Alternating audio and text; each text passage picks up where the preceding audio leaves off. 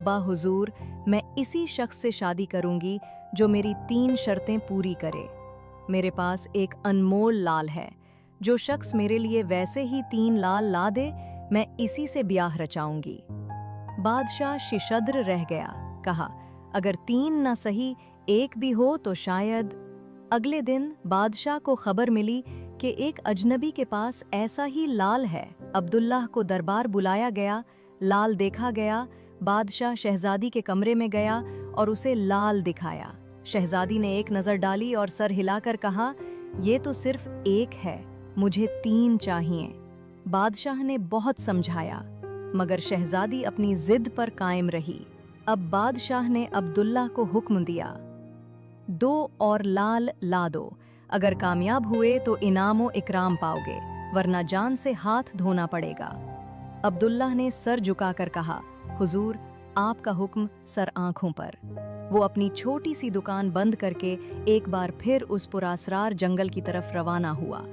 जब वहां पहुंचा, वही दरख्त, वही लड़की, अभी तक वैसे ही लटकी हुई। लेकिन इस बार अचानक आसमान पर बिजली चमकी और एक जोरदार धमाके के साथ एक होलनाक जादूगर अब्दुल्लाह के सामने आन खड़ा हुआ। लेकिन खुशकिस्मती से जादूगर की नज़र अब्दुल्लाह पर ना पड़ी। वो जल्दी से एक दरख्त के पीछे छुप गया। सांस रोके, दिल की धड़कन थामे, जब जादूगर ने अपनी छड़ी बुलंद की तो फजा में खौफ की एक लहर दौड़ गई। बादशाह ने सख्त लहजे में पूछा, कहाँ है बाकी 2 लाल? अब्दुल्लाह ने शर्मिंदगी से सर झुकाया। बादशाह सलामत, मैं शादी में ऐसा उलझा कि लाल लाना भूल गया। फ़कत 1 महीना मोहलत दीजिए, वादा करता हूँ लाल पेश करूँगा। बादशाह ने सख्ती से कहा, याद रखो, या 1 महीने में लाल दो या जान। अब्दुल्ला अफसुर्दा लौटा। रूबी ने उसकी हालत देखी तो नरमी से पूछा, क्या हुआ? अब्दुल्ला ने सब कुछ सच सच कह सुनाया। रूबी मुस्कुराई जैसे ये बात कोई मसला ही ना हो। फिर वो चाकू लेकर आई, अपने बाजू पर खफीफ जख्म लगाया। 2 कतरे खून जमीन पर गिरे और फौरन 2 चमकते हुए लाल बन गए। अब्दुल्ला ने हैरत से देखा। रूबी मुस्कुराई, मेरे खून के कतरे हमेशा लाल में बदलते हैं। अब्दुल्ला वो लाल लेकर दरबार पहुंचा। बादशाह खुश हुआ, पूछा, बताओ इनाम क्या चाहिए? अब्दुल्ला ने कहा, ये लाल शहजादी के लिए मेरी तरफ से तोहफा है। बादशाह ने शहजादी को बुलाया और लाल पेश किए। फिर पूछा, अब तो वजीर के बेटे से शादी कर लोगी? शहजादी ने कहा, अब्बा हुजूर, ये तो पहली शर्त थी, अब दूसरी शर्त है। जो शख्स मेरे हार के लिए दूधिया रंग के मोती लाएगा, मैं उसी से शादी करूंगी। बादशाह हैरत से बोला, ऐसे मोती हमारे मुल्क में नहीं। शहजादी ने नरमी से कहा, मगर जो शख्स 3 लाल ला सकता है, वो मोती भी ला सकता है। दूसरे दिन बादशाह ने अब्दुल्ला को बुलाकर मोतियों का हुक्म दिया। अब्दुल्ला खामोशी से सर झुकाकर वापस लौटा। रूबी ने बात सुनी तो फौरन एक चिट्ठी लिखी, उस पर अपनी अंगूठी की मेहर लगाई और अब्दुल्ला को दिया। इसे लेकर साहिल जाओ, 3 बार पुकारो, ऐ समुंदर के बादशाह। फिर जो कासिद आए, इसे चिट्ठी दे देना, बस सब्र रखना। अब्दुल्ला ने ऐसा ही किया, वो साहिल पर गया। अब्दुल्ला ने ऐसा ही किया, वो साहिल पर गया। 3 बार पुकारा और अचानक पानी से एक देव कामत सियाह जिन नमूदार हुआ। अब्दुल्ला ने चिट्ठी दी और वो फौरन गायब हो गया। फिर 3 दिन और 3 रातें गुजर गईं। चौथे दिन सुबह जब सूरज की पहली किरणें समंदर पर पड़े, पानी की सतह पर एक जुलूस नमूदार हुआ। जैसे जैसे वो करीब आया, अब्दुल्ला ने देखा कि कम्हार एक डोली उठाए आ रहे हैं। डोली में एक हसैन दोशीज़ा बैठी थी। उसका रंग रूबी की तरह सुर्खो सफ़ेद नहीं, बल्कि मोतियों की तरह दूधिया था, शफ़ाफ, नर्म और दिलकश। जुलूस के आगे वही घरसवार सियाह घोड़े पर सवार था जो पहले रूबी के साथ आया था। उसने अब्दुल्ला के करीब आकर कहा, शहजादे, समंदर के बादशाह ने आपको सलाम भेजा है। डोली में वो मोती मौजूद हैं जो हार के लिए दरकार थे, और साथ में बादशाह के वजीर की बेटी भी। अब वो भी आपकी हो चुकी है। ये कहकर वो घोड़े समेत पानी में गोता लगाकर गायब हो गया। अब्दुल्ला नई दुल्हन के साथ घर आया। रूबी ने खुद दरवाजे पर आकर दोनों का शानदार इस्तकबाल किया और खुशी खुशी उनकी शादी की तैयारियां कीं। शादी बड़ी धूमधाम से हुई।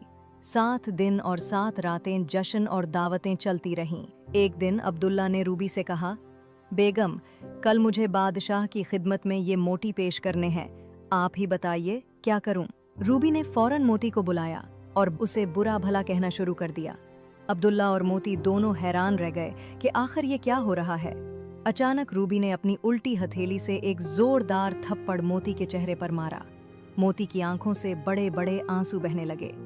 रूबी ने वो आंसू एक सुनहरी प्याले में जमा किए और फिर मोती को गले लगाकर खूब प्यार किया। जब प्याला दूधिया मोतियों से भर गया तो अगले रोज अब्दुल्ला उन्हें लेकर दरबार पहुंचा। बादशाह और शहजादी दोनों ये नायाब मोती देखकर बेहद खुश हुए, मगर शहजादी ने अपनी तीसरी शर्त भी रख दी। अब्बाजान, मेरी तीसरी और आखिरी ख्वाहिश है कि मुझे कस्तूरी की खुशबू से भरी हुई एक डिबिया लाकर दी जाए। बादशाह ने फौरन अब्दुल्ला को हुक्म दिया, या तो 1 माह के अंदर कस्तूरी ले आओ या अपना सर दे दो। अब्दुल्ला ने रूबी को फिर अपना सारा मामला सुनाया और घबराकर कहा, मुझे तो ये भी नहीं मालूम कि कस्तूरी कहाँ से मिलती है। रूबी ने नरमी से मुस्कुराकर कहा, कस्तूरी भी आ जाएगी, फिक्र न कीजिए। फिर वो उठकर एक खत लिखने बैठ गई। खत मुकम्मल करने के बाद उस पर अपनी अंगूठी की मेहर लगाई, उसे सेल करके अब्दुल्ला के हाथ में दिया और कहा, आप दोबारा इसी साहिल पर जाएं जहां पहले 2 बार गए थे। वहां पहुंचकर 3 बार पुकारना, ए समंदर के बादशाह। फिर जो एलची आए उसे ये खत दे देना, फिर इंतजार करना। अब्दुल्ला ने रूबी की हिदायत पर अमल किया। वो सीधा साहिल पर गया और 3 बार बुलंद आवाज से पुकारा, ए समंदर के बादशाह। अल्फाज अभी मुकम्मल भी न हुए थे कि पानी की सतह पर वही सिया जिन नमूदार हुआ। अब्दुल्ला ने उसे खत दिया और वो फौरन पानी में गायब हो गया। अब्दुल्ला ने सब्र से 3 दिन और 3 रातें साहिल पर गुजार दी। चौथे दिन सुबह के वक्त एक और जलूस नमूदार हुआ। करीब आने पर अब्दुल्ला ने देखा कि एक और डोली आ रही है। उसमें बैठी लड़की सुनहरी बालों वाली, चेहरे पर सोने जैसी चमक लिए बैठी थी और उससे एक लतीफ पुरकशिश खुशबू फैल रही थी। जुलूस के आगे वही घड़सवार सिया घोड़े पर सवार था। उसने करीब आकर कहा, शहजादे, ये है कस्तूरी, समंदर के बादशाह के सिपहसालार की बेटी। ये अब आपकी तीसरी बीवी है और ये वही है जिसके बदन से कुदरती खुशबू आती है। अब्दुल्ला कस्तूरी के साथ डोली में बैठा और डोली सीधी उसके घर पहुंची। रूबी और मोटी ने पुरजोश इस्तकबाल किया। शादी की तमाम तैयारियां पहले ही मुकम्मल थीं। धूमधाम से शादी हुई और कई दिनों तक दावतों और जश्न का सिलसिला जारी रहा।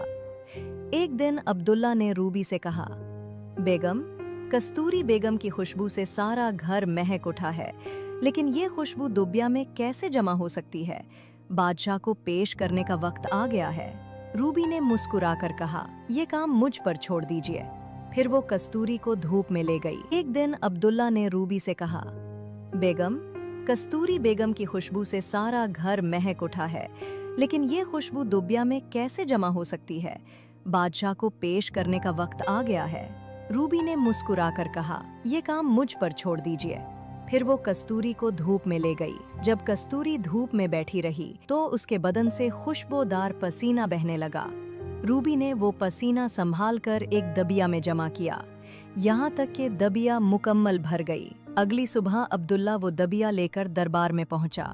बादशाह ने जैसे ही ढक्कन खोला, खुशबू से महल्लात महक उठे। बादशाह खुशी से चलाया, मांगो जो चाहो मांगो, अब तो मेरी बेटी वजीर के बेटे से शादी पर राजी हो जाएगी। लेकिन अब्दुल्ला ने अदब से कहा, हुजूर, मुझे किसी इनाम की जरूरत नहीं। शहजादी कस्तूरी दबिया पाकर बहुत खुश हुई, मगर जब वजीर के बेटे से शादी की बात आई तो उसने इनकार कर दिया। अब्बाजान, मैंने पहले ही कहा था कि मैं इसी से शादी करूंगी जो मेरे लिए 3 अनमोल लाल, दूधिया मोटी और कस्तूरी की दबिया लाएगा। बादशाह ने कहा, बेटी, क्या फर्क पड़ता है? तोहफे तो वजीर के बेटे के नाम पर ही लाए गए हैं। शहजादी ने पुरअज़्म लहजे में कहा, नहीं अब्बाजान, ये सब कुछ अब्दुल्ला ने लाया है। और मैं सिर्फ इसी से शादी करूंगी, बादशाह ने कहा। मगर बेटी, अब्दुल्ला की तो पहले ही 3 बीवियां हैं, शहजादी मुस्कुराकर बोली। मैं सब जानती हूँ अब्बा जान, वो तीनों बेवियां समुंदर की बेटियां हैं, रूबी, मोटी और किस्तूरी, तीनों मेरी बहनों जैसी हैं। बादशाह अपनी बेटी की ख्वाहिश के आगे झुक गया। इसी दिन अब्दुल्ला और शहजादी की शादी बड़ी शानो शौकत से हुई। पूरे मुल्क में खुशी मनाई गई, गरीबों में खाने बांटे गए और खुशियां फैल गईं। अब्दुल्ला सौदागर अपनी 4 बीवियों के साथ खुशो खुर्रम जिंदगी गुजारने लगा। सब बीवियां बहनों की तरह रहतीं, न हसद न झगड़ा। अब्दुल्ला सबके साथ बराबर सुलूक करता। जब बादशाह बूढ़ा हुआ तो अपना ताज और तख्त अब्दुल्ला को सौंप दिया। अब्दुल्ला ने बरसों बड़ी दानिशमंदी, मोहब्बत और इंसाफ से हुकूमत की और उसका नाम हमेशा के लिए तारीख में दर्ज हो गया।